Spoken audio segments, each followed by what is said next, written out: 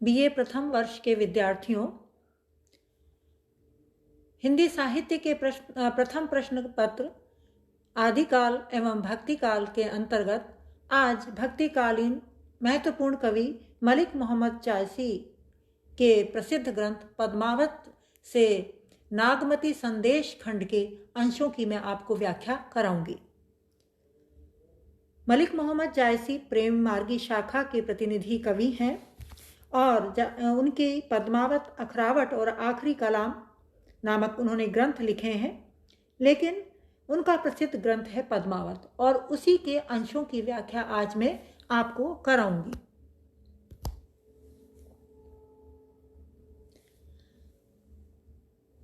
Free free रोई न कोई डोला, आधी रात विहंगम बोला, ते फिरी फिरी दाघे सब पाखी, कही दुख रेनी न लावस आँखी, नागमती कारण के रोई, का सोवे जो कंथ बिछोई, मन चित हुते न बिसरे भोरे, नैन कजल चखु रहे न मोरे, कहसी जाती हो पिंगल दीपा, तहि से वती कह नैना सीपा, जोगी होई निसरासो नाहू, तब हुत कहा संदेश न काहू, नित पूछो सब जोगी जंगम, कोई जिंज बात कहे न विहंगम, चारु चक्र उजारी भे सकसि संदेशा टेक, कहो विरह दुख आपन बैठि सुनहु दंड एक, फिर फिरी रोव कोई नहीं टोला, आधी रात विहंगम बोला।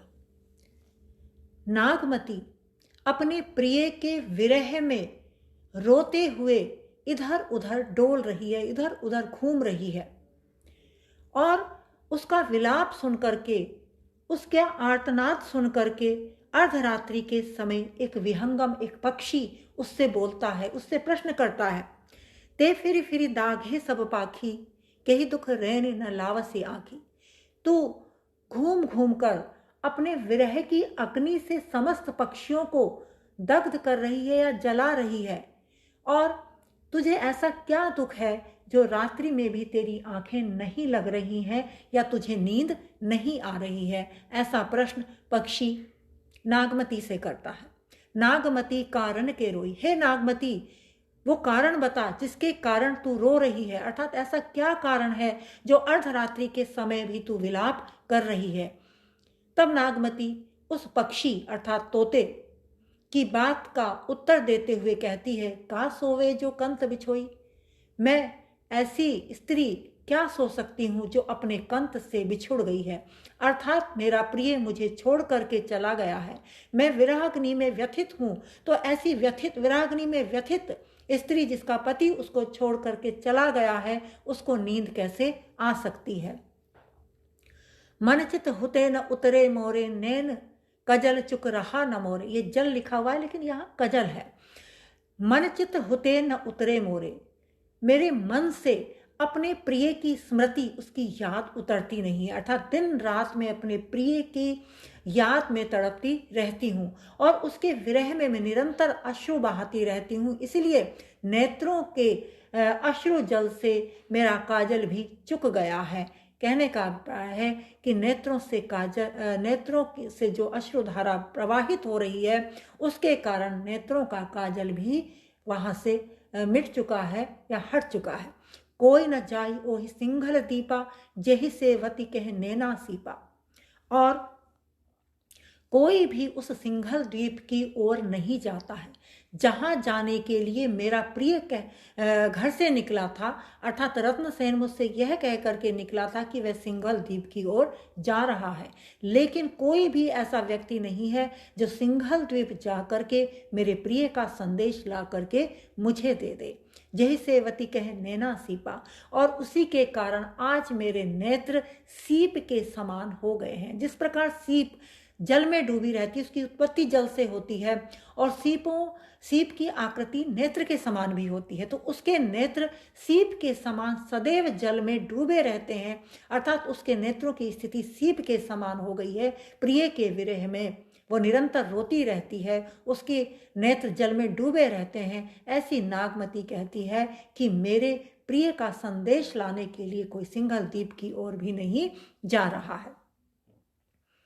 जोगी होई निसराचो नाहू, तब हुत कहा संदेश न काहू, मेरा प्रिय जोगी होकर के घर से निकल गया। नाथ, मेरा स्वामी अर्थात मेरा पति रत्नसेन योगी बन करके घर से निकल गया है। उसने घर बार का त्याग कर दिया है।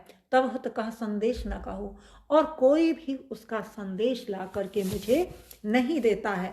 अर्थात कोई भी ऐसा व्यक्ति मुझे नहीं मिला है जो या तो मैं उसके हाथ अपना संदेश भेज सकूं, अपना संदेश उसको कह सकूं।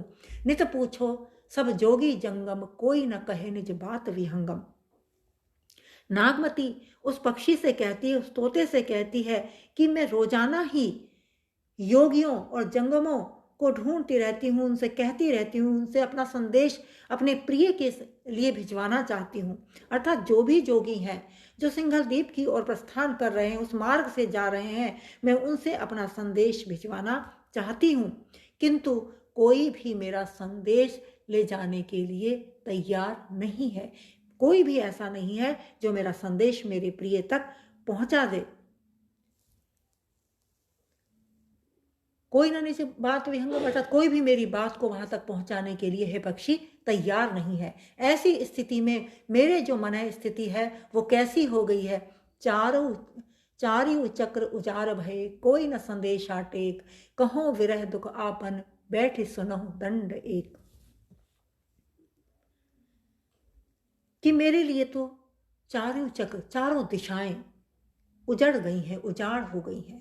कहीं भी मुझे कोई उम्मीद की किरण दिखाई नहीं देती। ऐसे समय में हे पक्षी, क्या तुम मेरा कोई संदेशा लेकर के जा सकते हो? यदि तुम जा सको तो तुम मेरा संदेश लेकर के मेरे प्रिय के पास जाओ।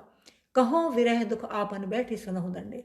और इसीलिए मैं चाहती हूँ, अगर तुम मेरा संदेश लेकर जाने के लिए तैयार हो तो मेरे समीप बैठो। मैं अपना दुख, मैं अपनी पीड़ा तुमसे कहना चाहती हूँ। इस प्रकार यह नागमती अपने मन की पीड़ा, अपने मन की व्यथा पक्षी को कहना चाहती है, और वह चाहती है कि यह पक्षी ही, क्योंकि जोगी जंगम कोई भी उसका संदेश सिंघलदीप तक, उसके पति तक, उसके प्रिय तक नहीं ले जा रहा है, तो वह चाहती है कि यह पक्षी ही उसका संदेश लेकर उसके प्रिय तक चला जाए। इसमें दोहा चौपाई छंद का प्रयोग किया गया है। इन चौपाइयों में और दोहे में नागमती के मन स्थिति, विरहिणी नागमती की मन स्थिति का सुंदर चित्रण यहाँ कवि ने किया है। इसमें वियोग श्रृंगार का चित्रण हुआ है, अवधी भाषा का इसमें प्रयोग हुआ है।